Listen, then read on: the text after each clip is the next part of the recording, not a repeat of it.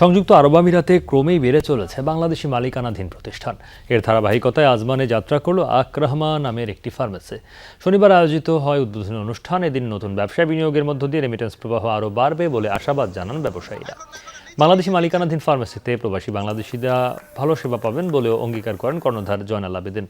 বাংলাদেশিদের জন্য বিশেষ মূল্য ছাড়ের কথাও জানান তিনি। অনুষ্ঠানে উপস্থিত ছিলেন আলী হোসেন, জিয়াউর রহমান, নোমান, নাসের, হাসান, আব্দুর রহমান, রফিকুল ইসলাম সহ বাংলাদেশি কমিউনিটি নেতৃবৃন্দ।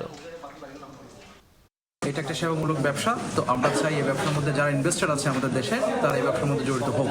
অনেক প্রবাসী আছে, অনেক শ্রমিক আছে, তাদেরকে আমরা সহযোগিতাটা দিতে পারবো। সব বাংলাদেশিদেরকে অনুরোধ করব, ভিজিট করবেন, আসেন, ইনশাল্লাহ অন্তত বাংলাদেশি হিসাবে অন্তত সুযোগ সুবিধা সবগুলি পাবেন।